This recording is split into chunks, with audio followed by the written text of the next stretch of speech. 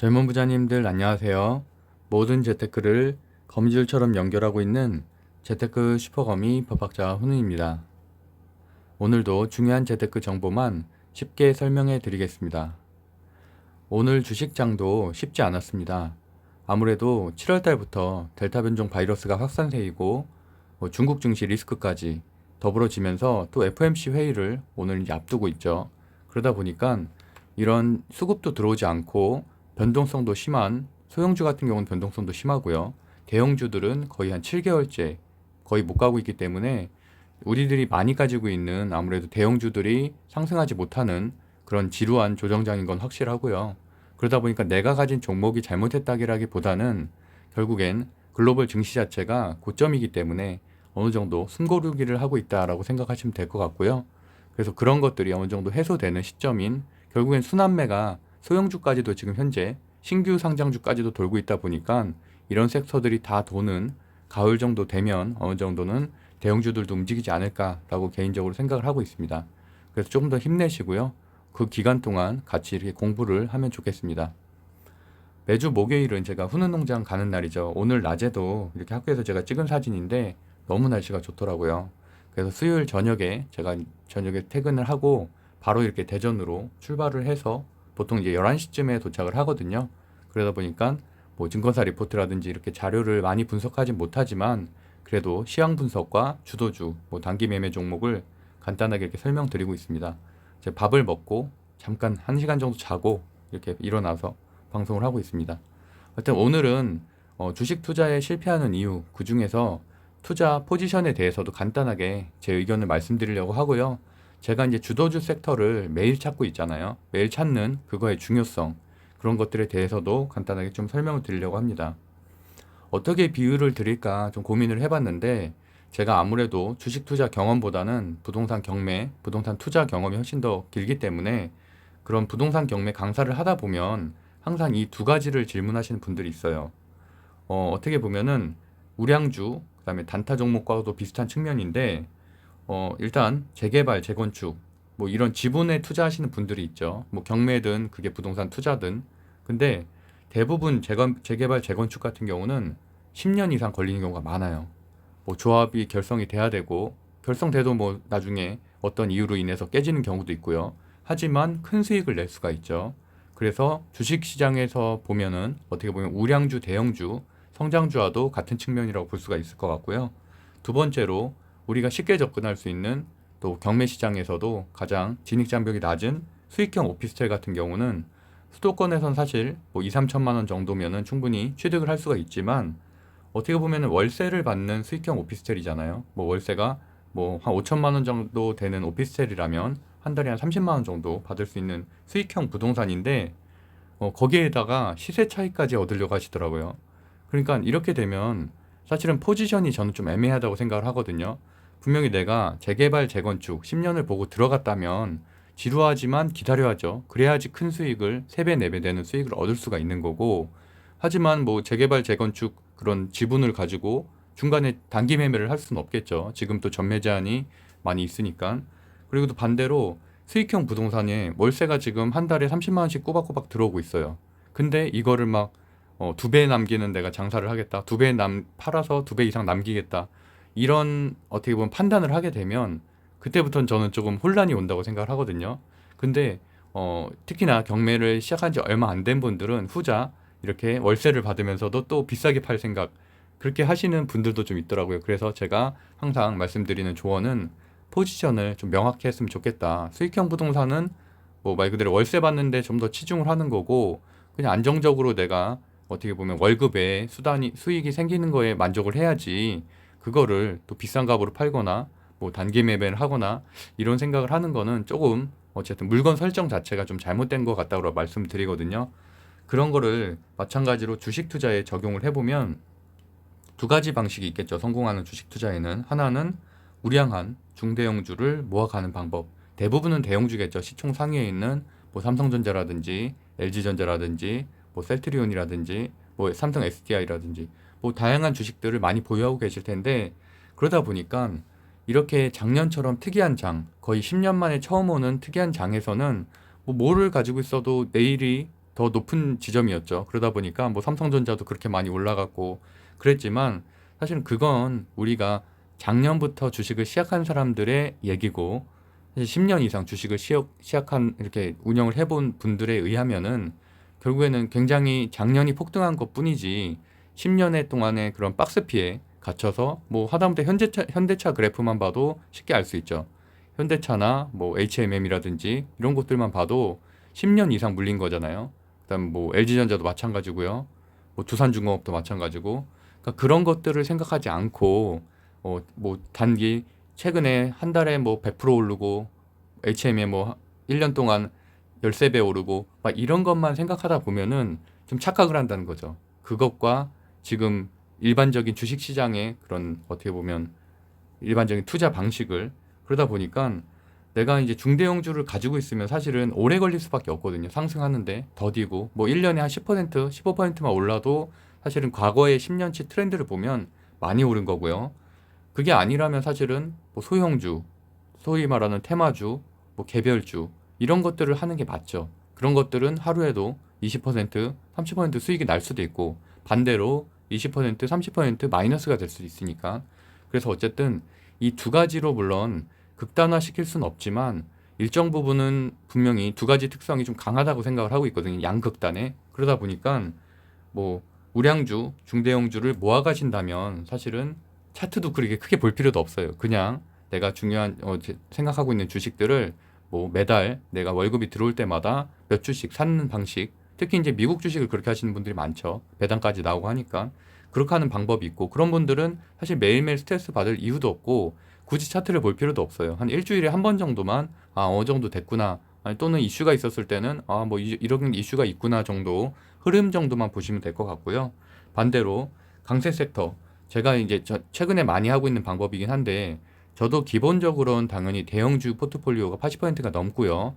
그다음에 이렇게 단기로 스윙 또는 데이 트레이닝으로 할 수 있는 종목들은 10% 내외거든요. 금액도 좀 적은 편이고요. 항상 매달 3천만 원 이하로만 투자를 하고 있어요. 그러다 보니까 이런 것들은 강세 섹터를 찾는 게 가장 중요하고요. 그러다 보니까 저도 어저께 같은 경우도 제가 그 신규 상장주 남북경협주를 추천을 드렸었잖아요. 그래서 그 종목들이 오늘 다 최소 5%에서 많게는 20%, 30%까지도 올라갔죠. 그럼 사실은 어떤 종목을 선택했어도 5% 이상은 다 수익을 낼 수 있는 위치였거든요. 그러니까 그런데 관심이 없으신 분들은 사실은 뭐 남의 얘기라고 생각할 수도 있겠지만 분명히 오늘과 같은 조정장에서도 상승하는 종목은 있다는 얘기죠. 수익을 내는 분들은 충분히 있고 그래서 이 두 가지 포지션에서 내가 스트레스를 감내하면서도 변동성을 이겨낼 수 있다면은 소형주까지도 투자할 수 있지만 그게 아니라면 소형주를 보고서도 소형주 사실 급등하는 거 보면은 저도 그래요. 저도 많이 놓친 소형주들이 있으면 조금 부럽기도 하고 뭐 배 아프기도 하고 그렇지만 하지만 내 포지션이 아니란 얘기죠. 내가 수익형 오피스텔을 가지고 있으면서 재개발 10년 후에 3배, 4배 되는 물건을 쳐다볼 수는 없는 거잖아요. 그러니까 그렇게 조금은 생각을 나눠서 하신다면은 스트레스가 좀 덜하지 않겠나 그렇게 생각하고요. 제가 7월달 장에 대해서 간단하게 좀 설명을 드리면 일단 보통 썰머랠리라고 얘기를 하면서 7월달 장이 좋아질 것으로 예측한 전문가들도 많았고 저도 일정 부분은 그렇게 생각을 했는데 아무도 예상하지 못한 델타 인도 변종 바이러스가 7월 첫째 주부터 확산이 되기 시작을 했죠. 전 세계적으로. 우리나라도 그때부터 뭐 사실은 이제 코로나 끝나는 거 아니냐라는 말도 나올 정도였는데 300명대, 200명대로 줄었기 때문에 근데 갑자기 어쨌든 1400명대, 오늘 또 1800명까지 나오기도 했잖아요. 그러니까 아무도 예상하지 못했던 이런 변종 바이러스 때문에 증시가 글로벌 증시 전체가 이제 충격을 받은 거고요. 우리나라도 당연히 큰 충격을 받았죠. 그렇기 때문에 조정장이 또다시 길어지게 된 거고 그다음에 이번 주 같은 경우는 또 어이없는 게 중국 증시가 이렇게 폭락할 줄 누가 알았겠어요. 3거래일이나 그것도 지난주 금요일, 월요일, 화요일 동안 거의 뭐 웬만한 종목들은 다 15% 이상 폭락을 했거든요. 그러니까 중국 주식을 가지고 있었던 분들은 사실 상당한 큰 타격이죠. 예상치도 못한. 어쨌든 그런 것들도 아시아 증시 전반에 악영향을 미치고 있고 또 고환율, 우리나라 지금 환율도 높은 편이에요. 그러다 보니까 이렇게 대외적인 환경도 좋지 않기 때문에 외국인 수급이 이머징 마켓인 우리나라에 현재 들어오지 않고 있는 상황이거든요. 그러니까 분명히 작년과는 또 다른 장이란 얘기고요. 그만큼 어려운 장이란 얘기죠. 그러다 보니까 이런 여러 가지 이유들로 인해서 대형주들이 악재를 겪을 수밖에 없고, 또 현재는 주도주 섹터가 없죠. 작년처럼 뭐 제약바이오가 주도주라든지, 아니 올해 1월처럼 반도체, 뭐 2월처럼 전기차, 이런 주도주 섹터라도 있으면 그럼 뭐 대형주들도 움직일 수가 있을 텐데, 현재는 그런 것도 좀 없는 상황이잖아요. 그러다 보니 뭐 소형주들, 테마주들만 이렇게 굉장히 변동성이 심한 편이고요. 어쨌든 그런 조정장인 것을 인식을 하고 있고, 분명히 지금은 작년과 같은 상승장이 아니고 매번 반복되는, 뭐 한 10년간 이상 반복돼 왔었던 조정장이다 정도로 보시면 될 것 같고요. 하지만 8월 달에는 어느 정도는 그래도 이런 백신 접종률도 우리나라도 20% 이상, 오늘자 기준으로 한 13.5% 정도 되죠.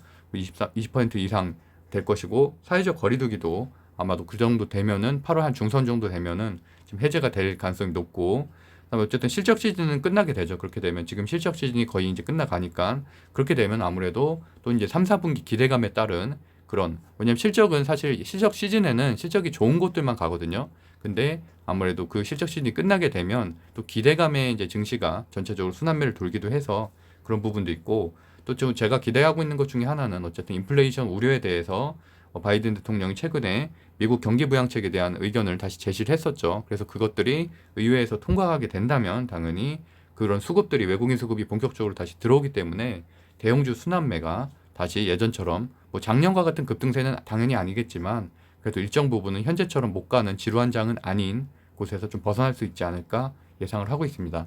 그래서 어쨌든 우리가, 뭐 저는 그렇잖아요. 뭐 단기 종목들을 매일 말씀드리고 있고, 실제로 그런 종목들이 뭐 90% 이상 상승을 했지만, 그런 것들을 꼭 내가 투자를 하지 않아도, 한 뭐 투자를 한다면 저는 이제 추천드리는 거 한 주 정도 투자를 하는 거거든요. 그럼 연습을 할 수가 있잖아요. 왜냐하면 이게 눈으로만 보면 사실은 좀 집중력이 떨어지는 경우가 있기 때문에, 한 주 정도는 사실 소형주는 대부분 뭐 2,000원에서 10,000원 사이기 때문에 우리가 한 주 정도는 뭐 살 수도 있고, 근데 그런 것들이 내가 예상한 대로 내가 매수 매도를 잘해서 10% 수익이 났다, 이러면 그게 한 번의 연습이 된 거죠. 그래서 오늘과 같은 경우도 경협주에서 굉장히 큰, 뭐 말 그대로 뉴스에 의해서 폭등을 했다가 폭락을 했는데, 그런 것도 정말 큰 경험이라는 얘기죠. 우리가 뉴스를 무조건 믿으면 안 되겠다라는 그 주의를 갖게 되니까요. 그래서 오늘 제가 뭐 서두가 좀 길긴 했는데 앞부분 7월 29일 목요일 진행을 해보겠습니다. 그래서 오늘도 주지표, 주요 뉴스, 주도주 찾기, 그다음에 중대형주 단타 이렇게 한번 보겠습니다. 제가 오늘도 제 채널이 이제 앞부분은 이렇게 콘텐츠가 올라가고 밑부분엔 이렇게 쇼츠라고 해서 그 매일매일 제가 예측한 것들이 맞았을 경우에는 이제 올리고 있는데, 오늘도 3개나 올렸죠. 보면은 맥스트라고 해서 제가 어저께 찍어드렸던 종목이 맥스트, 세종메디칼, 일신석재였는데 모두 이제 4%에서 8%, 세종메디칼 같은 경우는 23%까지도 올라갔었고요. 그다음에 뭐 남북경협주도 막판에 그런 그 남북 정상회담에 대한 로이터 기사가 나오면서 약 25%까지도 상승을 했었고, 일신석재 같은 경우도 한 9%까지 급등을 했었죠. 그래서 그런 것들 기록을 남기고 있는데, 물론 이런 기록들이 사실은 좀 저는 이제 개인적으로 불편할 수도 있다고 생각을 해요. 왜냐하면 내가 가지고 있지 않은 종목을 이렇게 만약에 제가 올린다면 좀 그럴 수도 있지만, 일단은 저는 기록 차원에서 올리는 거고요. 그 다음에 어떻게 보면 한편에서는 또 어떤 게 보면 이런 것들이 좀 동기부여도 될 수 있다라는 생각에 올리고 있으니까 그렇게 너무 불편하지 않게 생각하셨으면 좋겠고요. 오늘과 같은 경우도 제가 어제도 증시에서 뭐 단독 기사로 이렇게 갑자기 10시 정도에 나오게 됐고, 제가 이제 어저께 이 기사를 가장 중요한 기사라고 다루면서 올라갈 가능성이, 내용은 뭐 10시 다음 달이라든지 이렇게 제가 이제 남북경협 관련된 주를 다 정리를 해드렸었죠. 그래서 이곳들이 남북 정상회담 이슈가 발생할 때마다 급등을 할 것이다. 그래서 어제 같은 경우는 사실 일신석재, 그다음에 일신석재가 대장으로 봤었고, 뭐 대IT, 신원 이런 것들을 좀 좋게 봤었는데, 오늘 그것들이 다 급등을 했죠. 되는 것들은 제가 휴가 될 때마다 좀 정리를 해드리겠습니다. 일단 제가 했었던 거 종목 보면 남북경협주, 오늘 이게 사실은 막판에 그 정상회담이 청와대에서 사실 무근이다라는 기사가 나오면서 폭락을 해서 그렇지, 사실은 훨씬 더 많이 올라갔었고요. 장중 한때는 25%까지도 올라갔었고, 인디F 같은 경우도 22%, 그러니까 대부분 다 20%까지는 올라갔었습니다. 그래서 일신석재 같은 경우도 9%까지 올라갔었고요. 그래서 어저께 제가 픽해드린 종목은 맥스트는 뭐 사실은 3연상 상한가였기 때문에 장초에만 잠깐 들어갈 수 있는 틈이 있었고 그 이후에는 좀 잠겨 있어서 뭐 어려웠다고 전 보고 있고요. 세종 메디컬 같은 경우도 기회가 상당히 많았죠. 그리고 장초에도 한번 급등을 했었고 이 부분에서 한 7% 정도 급등을 했었고 시가가 0%, 7% 써있죠. 그리고 여기서도 한번 기회가 있었고 그다음에 뭐 다 놓쳤어도 사실은 뒷부분에서도 여기가 한 20% 가까이 급등을 했기 때문에 이 구간도 좀 관심 있게 관심 종목에 넣어놨었다면 충분히 좀 수익을 낼 수 있는 자리였다. 그래서 세종 메디칼도 그렇게 보고 있고요. 일신석재 같은 경우는 어저께에 비해서는 사실 장초의 흐름이 좀 약했기 때문에 장초에 매수하신 분은 제 기준에 따라서 제가 3분 이내 조금 하락이면은 매수하지 않는다고 말씀드렸었죠. 기준이. 그래서 이제 장초에 좀 하락을 해서 매수를 장초부터 하진 않으셨을 것 같고 좀 그 대신에 관종에 좀 넣어놨었다면 흐름 자체가 뭐 이런 남북경협주는 이벤트가 있을 때마다 올라가는 구조기 때문에 이렇게 가지고 있다 보면은 급등하는 구간이 있죠. 그리고 사실은 남북경협주가 시작된 지 얼마 안 돼서 충분히 지금 매수하기에도 괜찮은 지점이고 그러다 보니까 아까 한 2시 정도, 2시 25분에 7%가 갑자기 급등을 했죠. 그렇게 해서 이제 잠시 유지됐기 때문에 뭐 이때 저점에서 좀 매수를 하셨다면 그래도 최소한 5% 정도는 수익을 낼 수 있는 그래서 세 종목 모두 5% 이상 수익을 낼 수 있는 오늘 종목이었고요. 그래서 어저께 말씀드렸던 대로 남북경협주가 상당히 오늘 강세였고 신규 상장주도 어저께 제가 설명드렸었죠. 그래서 아모센스라든지 CE랩이라든지 이렇게 다 크게 20%에서 적게는 한 5%, 나노 CMS나 큐라클 같은 경우도 장중한 때는 7, 8%까지 올라갔었고 장마판에 좀 빠져서 그렇지 충분히 큰 수익을 낼 수 있는 위치였다고 볼 수 있을 것 같고요. 그럼 이제 오늘 내용 진행해 보겠습니다. 확진자 수가 어저께까지만 해도 1,300명대여서 물론 월요일까지의 일요일, 월요일 주말 그 반영 검사 수가 적기 때문에 좀 1,400명 정도긴 하지만 그래도 화요일에도 1,400명대로 발표가 돼서 좀 괜찮나 싶었는데 오늘 이렇게 1,800 거의 1,900명 가까이 급등을 하게 되다 보니까 제약바이오주, 진단키트주가 일부 반등을 하게 됐고 재택근무주들이 또 이렇게 상승을 했죠. 근데 뭐 결국에는 사실 재택근무주 같은 경우도 상승을 하고 이렇게 계속성이 있진 않잖아요. 또 이렇게 하락을 하고 그러니까 하락 폭이 좀 크죠. 하락폭이 크고 ECS 제가 저번에 그 추천드렸던 ECS 같은 경우도 그 당시에는 이틀 정도 급등을 한 이후에 다시 그 상승률 다 반납을 했거든요. 일주일 동안. 그렇게 해서 그러다 이제 오늘 또 이렇게 한 8% 정도 올랐고요. 그래서 어쨌든 이런 것들은 결국엔 단기적인 것밖에 없다. 그러니까 결국엔 시간이 코로나 같은 경우는 시간이 해결해 주잖아요. 그러다 보니까 물론 뭐 1,800에서 2,000명을 넘어가고 이러면 또 다른 문제가 되겠지만 그래도 어쨌든 지금은 뭐 사실 진단키트주에 지금 투자하기에는 전 상당히 늦었다고 생각을 하고 오늘과 같은 경우도 진단키트주 거의 한 30개 중에서 오른 거는 한 5개, 6개밖에 없거든요. 저는 그 섹터를 판단하는 게 중요하다고 생각을 해요. 그러니까 전체 섹터가 다 강한 게 사실 말 그대로 아까 보여드렸던 대로 신규 산장 종목 또는 남북 경협주처럼 뭐 한 10개 중에서 8개, 9개가 강한 것들이 말 그대로 주도주 섹터인 거지 뭐 30개 중에서 5개만 한 20% 올랐다 이러면 저는 그건 그냥 개별 종목이라고 생각을 하거든요. 개별의 호재라고 생각을 하기 때문에 어쨌든 그런 것들은 좀 분리해내는 그런 것도 하나의 공부라고 생각을 하고 있고요. 현재 접종률은 13.6% 진행되고 있고 어쨌든 이런 것들이 8월 달에는 20% 이상으로 오르게 되니까 당연히 점점 그러면 그럴수록 바이오 관련된 주 오늘과 같은 경우도 1위부터 30위까지 상승 종목 중에서 바이오 관련된 주가 5개밖에 없었는데 5개 중에서 실제적으로 코로나 관련된 주는 2개밖에 없었어요. 나머지는 당뇨병이라든지 뭐 줄기세포라든지 이런 거 관련되기 때문에 어쨌든 그만큼 코로나19에 대한 바이오 관련된 주의 재료들은 점차 소멸되고 있다. 제가 한 2주 전부터 계속 말씀드리고 있죠. 그렇고 오늘 같은 경우는 코스피도 막판에 좀 반등을 하긴 했는데 뭐 삼성전자 리포트 좀 영향도 좀 있었고요. 그리고 또 이제 반대로 코스닥가 같은 경우는 최근에 상승세가 좋았지만 오늘 5일선 깨지고 21선 가까이 가게 됐죠. 그래서 한 1% 마이너스로고 다우존스 현 시각 보면은 좀 0.34% 하락이고 나스닥이 오늘 그래도 생각보다 좀 좋은 편이에요. 그래서 반도체랑 전기차 쪽이 조금 강세인 편이고요. 좀 이따 한번 체크해 드릴게요. 그리고 오늘까지도 중국은 좋진 않네요. 항생지수만 좀 반등을 했고 심천종합도 한 0.7% 정도 빠진 상황입니다.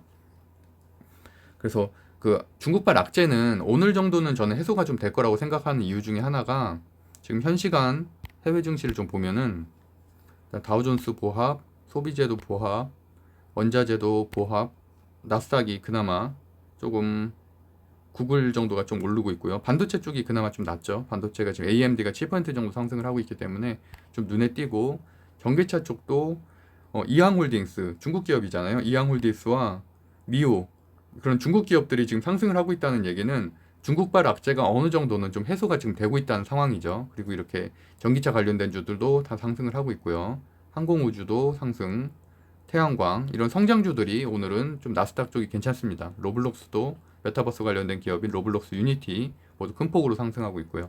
뭐 실적 시즌이기 때문에 실적 발표에 따른 여파도 있겠지만, 어쨌든 전체적으로는 가치주인 다우존스가 좀 약세, 그 나스닥이 강세, 기술주 중심이 나스닥이 강세다라고 체크하시면 될 것 같고요. 유럽 증시도 전체적으로 좀 괜찮았습니다. 그래서 대외적인 환경은 월화수보다는 당연히 목요일, 금요일이 낫다고 생각을 하고 있고, 그렇다 보니까 아무래도 내일 증시도 조금 기대를 하고 있고요. 이렇게 국채금리도 제가 낮은 게 상당히 안 좋다고 했잖아요. 1.3 이하는 좀 좋지 않다고 말씀드렸는데, 그래도 오늘 한 2% 정도 상승을 하면서 어떻게 보면 그 경제 성장에 대한 우려도 조금 해소하는 측면이 있고, 원달러 환율은 여전히 조금 높은 편이라서 좀 계속 체크가 필요해 보이고요. 외국인 같은 경우 오늘 4천억 정도를 팔았고, 그러다 보니까 지금 거의 121선까지, 61선까지 내려왔죠. 코스피는 61선까지 내려와서, 그렇지만 그래도 그나마 오늘 보합으로 버텨준 게 다행이고, 오히려 나스다크 같은 경우는 지금 오늘 21선까지 깨지면서 아래로 조금 내려왔는데, 이런 것들이 연속성이 있을지는 한번 목요일, 금요일 체크를 좀 해봐야지 될 것 같습니다. 최근에 좀 급등한 측면도 좀 있어서 거기에 따른 좀 수익 실현 물량도 나왔다고 보실 수 있고요. 가상화폐도 뭐 특이사항 없이 마무리됐습니다. 일단 오늘은 주요 뉴스는 간단하게만 볼게요. 남북정상회담, 이것 때문에 오늘 남북경협주가 올라갔다가 급등을 했다가 2시 반경에 급등을 했다가 3시경에 청와대에서 사실무근이다라고 하면서 이제 급락을 하게 됐는데, 어떻게 보면 정말 이게 테마주의 위험성을 한 번 더 느끼는, 하지만 뭐 급락을 했다고 해도 사실은 한 10분 동안 올라간 게 이제 급락한 것 뿐이지, 그래도 이렇게 완전 저점으로 떨어진 건 또 아니었거든요. 그래서 보통 뭐 5%에서 한 10% 정도 이내로 하락을 했기 때문에, 뭐 지금도 사실은 뭐 손절보다는 당연히 모아가는 게 낫다고 보고 있고요. 정상회담에 대한 논의는 끊임없이 나올 거기 때문에 어쨌든 대선 시즌과 이렇게 맞물려서 계속 추가적인 상승은 있을 거라고 생각하고 있습니다. 그래서 로이터 통신 외신에서 이런 내용들이 오늘 나오면서 급등을 했는데, 그래서 결국엔 보시면은 남북 정상회담 개최 논의 중이라는 것들에 대해서 이제 청와대 대변인은 부정을 했지만, 로이터에서는 그 통신연락선 복원 얘기를 꺼냈고, 남북 공동 연락사무소, 작년에 북한이 폭발을 시켰었죠. 이제 그걸 재건설하는 방안, 이런 것까지도 좀 인용을 했다는 얘기는 아무 근거 없이 이런 얘기를 하진 않았을 거예요. 분명히 그래도 수많은 논의들 중에 하나는 있었을 거다. 그리고 중국과 화물열차 서비스를 포함한 무역이 재개가 될 수 있다. 8월까지 이렇게 명시를 했으니까. 그래서 이런 이슈들이 발생할 때마다 아무래도 남북 경협주들은 상승할 가능성이 있어서, 제가 그동안은 남북 경협주를 굳이 말씀을 안 드렸던 이유는 계속 계속 횡보였기 때문에, 물론 조금 올라가는 측면도 있었지만, 저 같은 경우는 이렇게 강세 섹터 일대 초입에 큰 상승이 있었을 때를 그 시그널로 받아들이거든요. 그렇게 되면 내가 굳이 한 3개월 동안 보유할 이유가 전혀 없는 거예요. 물론 그게 최바닥이고 그다음에 3개월 후에 반드시 올라간다는 확신만 있으면 보유할 수도 있겠지만, 그건 아무도 모르는 거잖아요. 그렇기 때문에 저는 1차 상승 시그널이 있을 때 이렇게 크게 강조해서 설명을 드리고, 사실 메타버스도 그랬고 원전도 그랬고 1차 상승 때만 들어가도 충분히 30%에서 한 달 사이에 50% 이상 수익을 낼 수가 있었거든요. 한번 보실까요?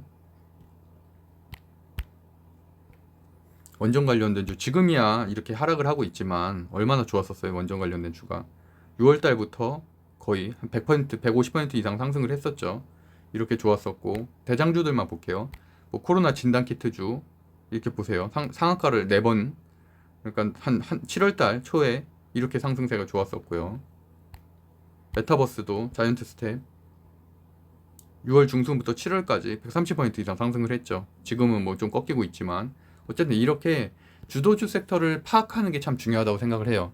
그래서 지금도 남북경협주, 신규 상장주가 어쨌든 3거래일 동안은 주도주 섹터이기 때문에, 물론 이게 계속성이 있는 재료는 아니라고 봐요. 뭐 원전처럼 기술 기반도 아니고, 그러다 보니까 이벤트가 있을 때마다 상승을 하지만 분명히 저점으로 떨어질 때는 매수를 할 수가 있다는 거죠. 충분히 살아있는 재료이기 때문에. 근데 만약에 남북 정상회담이 실제로 이루어졌다면 오히려 그때는 재료 소멸로 당연히 매도를 해야겠고요.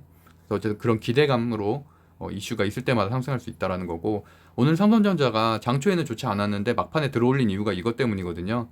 트레디트 스위스에서 목표가를 12만 6천 원으로 한 40% 정도 상향 조정을 했다는 거고, 투자 의견을 매수를 제중했고, 뭐 OLED 핵심 공급업체임을 강조했고, OLED 슈퍼사이클 수혜를 보게 될 것이라고 얘기를 하면서 이제 메모리 반도체까지도 얘기를 해서 어쨌든 현재 주가보다 59% 높은 12만 6천 원으로 상향 조정을 하면서 외국인 수급이 들어왔고, 이제 그래서 추가적인 상승이 있었다. 그래서 어쨌든 오늘 한 8%, 0.8% 정도 상승 마감으로 했죠, 오랜만에. 그리고 이제 대선 주자들은 사실 특이사항은 없었어요. 특이사항은 없었고, 오늘자 나온 지지율도를 보면은 뭐 윤 총장이 한 이 지사를 한 3% 정도 내외로 일단은 이긴 것으로, 일단은 오늘자, 물론 이것도 각 신문사 또는 각 여론조사 기관마다 다른 거라서 큰 의미는 없는데, 그래도 어쨌든 오늘자 기사 네이버의 메인 쪽에 이제 달린 기사여서 이제 제가 갖고 온 거고요. 그리고 뭐 최재형 원장도 오늘 어떤 여론기사 기관에서 나온 게 8.5%까지도 지지율이 나왔더라고요. 그러다 보니까 한 11시경에 그 이론하고 이런 최재형 관련된 주들이 좀 급등을 했었다가 다시 이제 소멸을 했거든요. 그래서 그런 흐름들도 있었고, 어쨌든 뭐 특이사항은 대선 주자에서는 없었습니다. 오늘 주도섹터 전체적으로 한번 살펴볼게요. 확진자 수가 이렇게 1,800명대가 되다 보니까 다시 이제 코로나19 관련된 주식들, 제약바이오 주들이 그래도 몇 종목이 좀 움직였고, 하지만 그 흐름은 점점 작아진다. 예전 같았으면 1,800명이었으면 정말 난리 났죠. 그럼 제약바이오 전체가 들썩들썩했을 텐데 점차 그런 경향들이 없어지고 있다는 게 우리도 꼭 알아야 될 부분이고, 오히려 남북 관련된 주인 건설 또는 자원개발 이런 곳들, 그 다음에 신규 상장주, 제가 어저께 꼽아드렸던 남북 경협과 신규 상장주 두 섹터가 좀 강했다는 것을 이런 업종별 섹터에서도 좀 판단할 수가 있겠고요. 이렇게 신규 상장주들이 다 강했잖아요. 22%, 적게도 4%까지 이제 이렇게 많지는 않았거든요. 신규 상장 종목들이 다 정리해봐야 한 12개밖에 안 되는데 그 중에서 대부분이 다 큰 상승을 했다는 데 의미가 있고, 하지만 이게 영원하진 않죠. 당연히 그래봐야 뭐 이번 주 또는 다음 주 초까지만 연결이 되겠지만 분명히 오늘 내일은 강하다는 거예요. 그게 중요하다는 거고요. 그래서 제가 매일매일 주도 섹터를 또 주도주 대장주를 정리해드리고 있죠. 정규장 순위 보면은 일단 빨간색으로 체크해 놓은 것은 제가 조금 관심 있게 봐야 될 부분이라서 그렇게 해놓은 거고요. 써놓은 것처럼 맥스트, 아모센스, C랩 모두 신규 상장주고요. 그리고 1위, 5위, 6위 이렇게 큰 상승을 했고, 그다음에 뭐 KD, 건설, 그리고 MK전자, 전자 그 정도, 삼성 SDI 이슈가 있었던 뭐 그 정도. 그러니까 결국에는 코로나19 관련된 거는 넥스사이언스 하나밖에 없었어요. 1위부터 10위까지 중에서는 뭐 완트로젠 같은 경우는 줄기세포기 때문에 어쨌든 바이오긴 하지만 제외하고 11위부터 20위까지 중에서도 4군데가 신규 상장이죠. 그래서 신원, 삼성 S&D, 인디에프, 해성 PDC 그렇게 보시면 될 것 같고요. 그다음에 뭐 딜리, 최지용주 하나 움직였고, 나머지 뭐 재택근무. 근데 재택근무나 이런 것도 말씀드린 것처럼 1,800명 뭐 이렇게 2,000명 유지됐을 때나 잠깐 반짝하는 거지 오래 보유할 종목은 아니고 그렇게 생각하시면 됩니다. 21위부터 30위까지 봐도 진단키트주 관련된 건 2개밖에 없죠. 그러니까 1위부터 30위까지 중에 코로나 관련된 게 3개밖에 없어요. 그러니까 그만큼 현재는 1,800명 나와도 시장에서 반응을 안 한다는 얘기죠. 그리고 메타버스, 뭐 메타버스도 점점 좀 소멸되고 있는 추세라서 그동안 많이 올랐잖아요. 결국에 50%에서 한 130%까지 대부분의 종목들이 올랐기 때문에 당연히 수익 실현 물량이 나올 수밖에 없고, 그래서 맥스트가 그나마 신규 상장하면서 조금 이슈를 불러일으켰지만 이것도 크게 오래가지 못할 것이다. 그래서 내일 정도까지 강세 흐름은 유지될 것이라고 좀 보고 있습니다. 그래서 상한가 종목 중에서는 이렇게 뭐 코로나 관련된 거 하나, 신규 상장 하나, 그다음에 나머지 개별 종목으로 스펙주 하나 이렇게 정도 보시면 될 것 같습니다. 거래량 상위 종목들도 보면은 남북경협이 역시나 신원, 일신석재. 일신석재가 사실 어제는 대장주였는데 이제 오늘과 같은 경우, 그러니까 수요일이죠. 수요일 같은 경우는 신원이 대장주, 거래량이나 또는 이제 상승률을 보면은 힘도 그렇고요. 그러니까 신원이 대장주로 좀 보고 있어서 저는 매수를 했거든요. 매수를 해서 한 7% 정도 수익을 냈고 다시 이제 추가 매수를 했는데, 어쨌든 그래서 신원은 현재 보유 중이고 일신석재 같은 경우는 장초에 좀 보유를 하고 있다가 익절을 하고 마무리를 했습니다. 그래서 어쨌든 이렇게 대장주가 매일매일 바뀔 수가 있기 때문에 그런 것들은 거래량과 상승률로 보고서 판단하시면 될 것 같고요. 나머지도 보면은 시스웍과 인성정보 정도, 시스웍도 제가 예전에 설명드렸던 종목이죠. 추천드렸던 종목이고 그 이후에 좀 조정을 겪다가 이제 오늘 한 장중에 16%까지 상승을 했더라고요. 그래서 오늘 종목들 보면은 사실 어저께 종목과 같은데 그 이유는 맥스트 같은 경우는 3연상 상한가였잖아요. 그러다 보니까 들어갈 틈이 없었고 그래서 이제 오늘에서야 그러니까 2연상이었네요. 2연상 따따상이었으니까 2연상이었고 오늘은 어느 정도 상한가는 상한가까지는 가기 힘든 그런 자리여서 어느 정도 추가 상승 급등 후에 이제 급락할 가능성이 있기 때문에 저는 오늘 한번 좀 유심히 보면 될 것 같고 세종 메디칼도 어저께 말씀드렸던 대로 장초에는 조금 빠졌었지만 한동안은 거의 한 24%까지도 급등을 했었죠. 그러니까 그만큼 3연상 이후에도 끼가 살아있다. 그래서 내일까지는 좀 볼만할 것 같고요. 그 이후에는 경역 관련된 주인 신현 또는 바이오니아도 재료가 이번에 좀 좋은 게 나와서 그 정도 좀 체크하시면 될 것 같습니다. 그래서 바이오니아 같은 경우는 일단 차트가 정배열이고 현재 지금 눌린 구간이긴 한데 매집이 어느 정도 됐기 때문에 충분히 이 재료로서 상승할 만한 요소가 있어서 가져왔고요. 신원과 같은 경우도 상승률이 좋고 바이오니가 이 재료거든요. 코로나 진단 키트가 수출된다는 거고 그러다 보니까 여러 명의 검체를 한 번에 검사할 수 있는 키트를 개발해서 이제 그런 것들이 수출용으로 허가를 받았다. 오늘 이제 나온 거예요. 오늘 내용 나온 거기 때문에 충분히 내일까지는 상승 여력이 있다라고 보고 있고 장초에 좀 급등할 것으로 예상이 되고요. 신원은 아까 말씀드렸던 대로 매수세가 상당히 많이 들어왔어요. 신원이 지금 개인 매수세가 지금 엄청나게 들어왔죠. 기관도 좀 샀고 그래서 추가적인 물론 이게 오늘 정상회담을 바로 하는 건 아니잖아요. 오늘 이슈가 또 나올 게 아니기 때문에 실현 매물 때문에 장초에 좀 빠질 수는 있겠지만 그래도 결국에는 이번 주 안에 한 번 더 나오겠죠. 정상회담 관한 이슈들이 그럴 때마다 또 추가 상승할 가능성이 높다. 그래서 어쨌든 추세는 현재 전배열 상태는 아니지만 변환 중이라는 데 의미가 있고 거래량은 역대급 거래량이 터져줬고 하지만 이제 변동성은 분명히 있다. 그래서 이벤트로 움직이는 주식이기 때문에 어쨌든 그래서 저점에는 한번 이렇게 쭉 빠지면은 그때는 매수를 할 만하다. 그래서 저도 이제 보유는 하고 있습니다. 네, 그래서 이제 오늘 관점을 간단히 정리를 해보면 일단 중국 증시가 일정 부분은 지금 3거래일 폭락 이후에 내일부터는 어느 정도 반등을 할 수 있을 것이라고 보고 있고요. 그러다 보니까 미국에 상장되어 있는 니오라든지 이런 이양홀딩스 같이 중국 주식들도 계속 이제 3거래일째 폭락을 하다가 이제 오늘은 반등을 큰 폭으로 했잖아요. 지금 7, 8% 정도 기술적인 반등을 했기 때문에 이제 그런 것들이 하나의 시그널이 될 수가 있겠죠. 그렇기 때문에 내일은 우리나라 증시에도 아시아 증시가 지금 최근에 월화수 좋지 않았는데 내일은 그래도 어느 정도는 최소한 보합세 정도로 시작을 할 것이다라고 생각을 하고 있고 어쨌든 현재는 강력한 주도 섹터가 부재하기 때문에 단기 테마가 강세일 수밖에 없고 그러다 보니까 뭐 소형주에도 관심을 어느 정도는 가지는 게 뭐 당연히 아까 말씀드린 대로 대형주 내가 가지고 있는 우량한 대형주들이 많을 거잖아요. 삼성전자부터 시작해서 LG전자도 있고요. 현대차, 기아차 이런 것들을 가지고 계신 분들은 그냥 크게 스트레스 안 받고 그냥 시간이 해결해 줄 문제이기 때문에 가지고 있으면은 당연히 하반기에는 오를 거라고 저는 생각을 하고 있고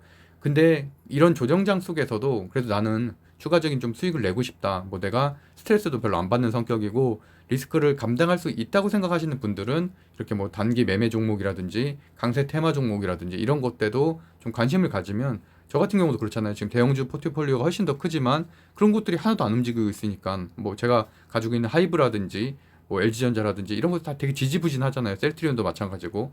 그러니까 사실은 뭐 저 같은 경우는 주식을 그래도 뭐 부업 투자자긴 하지만 하루에 그래 2시간 정도는 차트를 보고 있는데 너무 재미가 없잖아요. 내가 가지고 있는 종목들이 하나도 안 움직이니까. 그렇기 때문에 저는 이렇게 단기 종목들도 지난달부터 제가 하고 있죠. 저 오래 안 됐어요. 단기 종목 한 지가 6월 중순부터 했으니까. 그래서 어쨌든 그렇게 하고 있기 때문에 뭐 매일매일 주도주 섹터를 잡는 거는 그만큼 중요하다라고 말씀드리겠습니다. 그래서 뭐 정책주 중에선 여전히 일단은 오늘까지는 최소한 남북경협, 그다음에 신규 상장주, 그다음 환경 관련된 주들이 강하다고 보고 있고요. 중대형주 같은 경우는 실적 발표, 증권사 리포트에서 나오는 것들, 그다음에 뭐 ESG 관련된 것들, 삼성수남매는 뭐 이재용 씨 그 사면 관련해서 계속 돌고 있죠. 오늘도 삼성물산이 또 올라갔고, 그래서 수남매로서 삼성전자까지도 지금 올라갔으니까 어쨌든 삼성주는 현재 좀 강한 편이다 시장에서.